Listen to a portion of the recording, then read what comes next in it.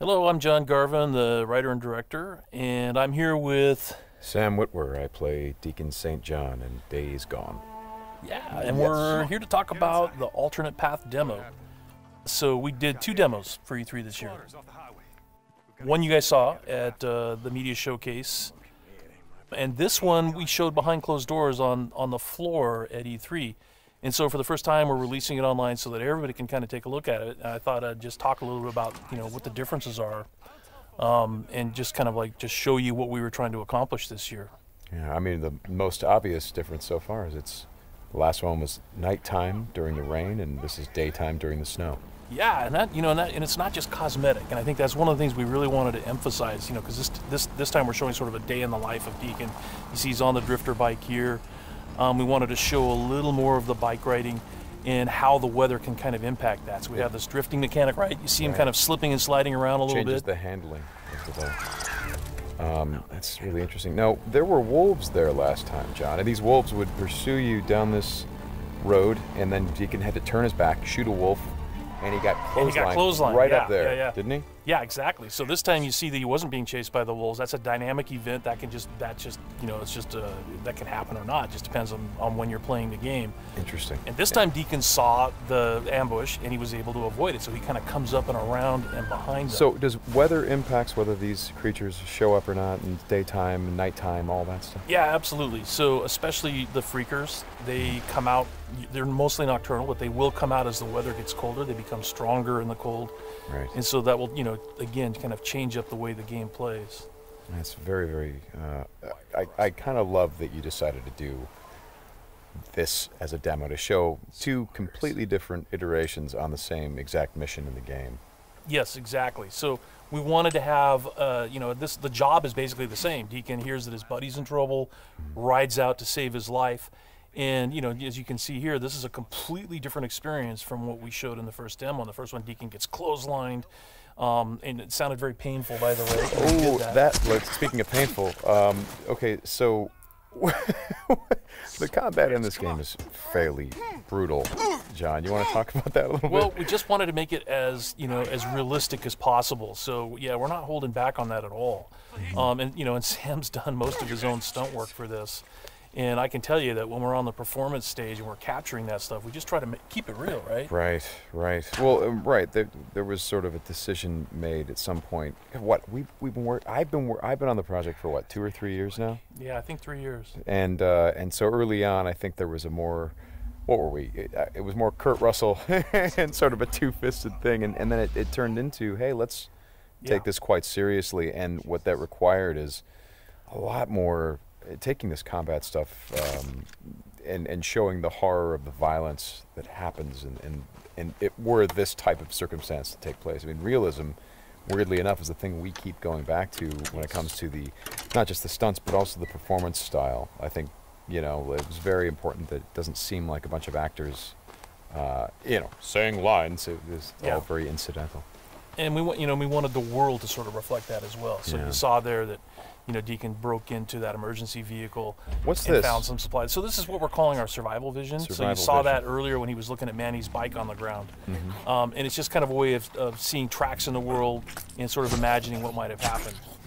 And here I just wanted to point out that you're seeing in this part of the demo that there are freakers there. There weren't there before because it wasn't snowing. It was, and it was getting lighter out. It wasn't getting darker like it is. And so, it changes up the way you can play through the level. And what is this? We call this the meat wall. The meat wall. Yeah, and it's not just there, to make the guys who put them up to seem evil. They're there for a purpose because, again, freakers are living creatures. They eat. That's their primary thing. They want to eat. And so you hang these dead freakers up, and and any freaker, rather than coming into their camp like you see here, they would actually stop and snack. Yeah, exactly. Yeah. And then the same thing with this freaker that they've hung upside down.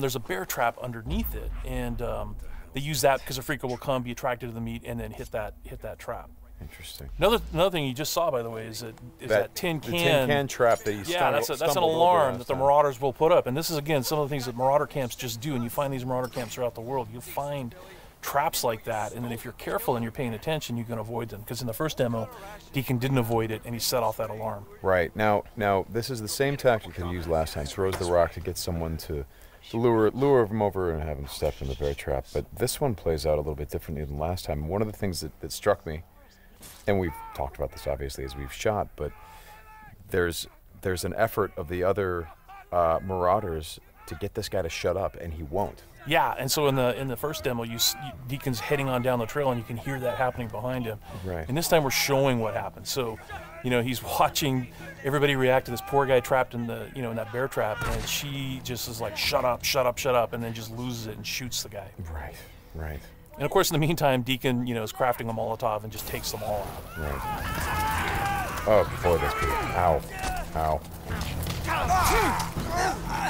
So again, it's like in the previous demo, Deacon would have gone off to the trail down to the right.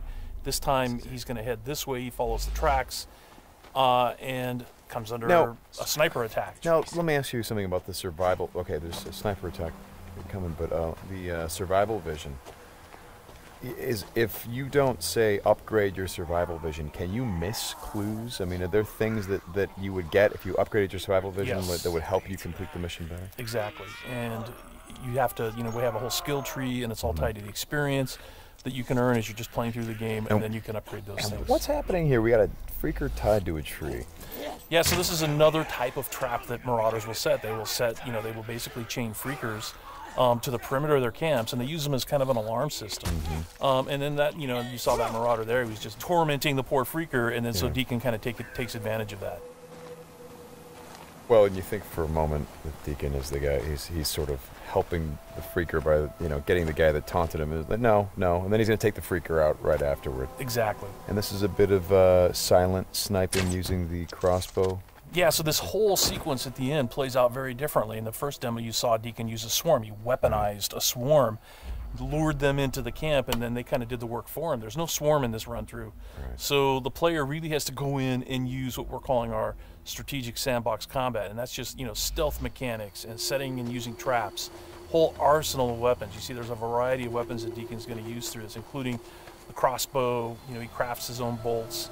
And he's got to figure out how to get up to Manny, just using his combat skills instead of doing it strategically. So straighten me out. Those bonfires, were those there in the previous demo? No, they weren't. Right. So that's another big difference. Is that if you come here during the day, it's like in the media showcase demo, there was like kind of a fight club thing going on. Right. They were punching each other, and everybody was just sort of getting into it. Nobody's really paying attention to what's going on. Yeah. And now it's getting dark and it's cold out. So they've built these bonfires. So. And again, it's not just a cosmetic change in the way the... Well, it's cold, right? Yeah, it's because it's cold. They have to build some... So it changes the way the Marauders behave in the level. Well, that's very... Again, this is part of the reason why I love that you did this as a demo, because the behavior of all of these things, not just the freakers, but the Marauders, everything, there's a logic to it. You can track why they're doing the things that they're doing. And you can use it to your advantage in the gameplay. That's kind of what I like about this so much. And that's really what we wanted to showcase this year, is that it's an open world game, and everything you see around here. And again, we're only playing this two different ways. You saw that waterfall way up there off in the distance. There's a bridge that goes in front of that. If you had a sniper rifle and enough ammunition, you could have driven your bike all the way up there. There's trails that go all the way up there. And you could have used your sniper rifle to take out this entire camp, because it would have taken them a while to figure out where the shots were coming from and to get to you. So, that's a different way to play it. There's another way to play it, by the way, where you could have just stealthed in through the entire camp if you had the skills to do it. And you could have just taken everybody out silently, or almost everybody. And then you could have gotten up to where Manny's being held using a different route, and just stealth killed that guy. There's no reason that you have to come in and run and gun it like Deacon is doing here. Hey, how scarce is ammunition? Because I see him switching from a bunch of weapons, and when we saw this demo, when I came in and saw it at A3, one of the things that I really enjoyed was I was sitting next to you, and the driver was playing the game, and at some point I saw you shift in your chair and you leaned forward, and I heard you say, "Oh man, uh-oh." And I'm like, whoa, what's going on? He's like, he's going to get killed. I'm like, whoa, oh. And I leaned forward. I was like, oh, I guess there's some real danger. And one of the things was that he was running out of ammunition. And he was trying to go pick up ammo from the dead he was looking for Marauders. Ammo, But but he was under fire. So when we were at E3, we had a whole team with us, and everybody played it slightly differently. So it just shows you that it's not scripted at all. Yeah. And then this Rager Bear. Oh yeah, boy. The infected bear. The infected bear. That's, yeah. That's not what you want to see. Well, we thought that would be a good way to end the demo, is to show that it's just one, for Deacon's life. It's just one darn thing after another. Yeah. Right? You're going to save your buddy.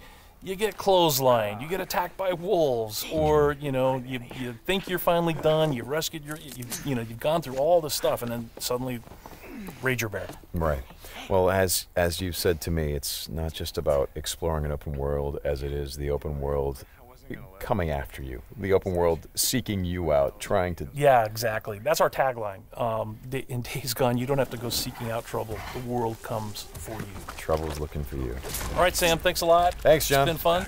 And I hope you guys enjoy the demo, and we'll talk more about it soon.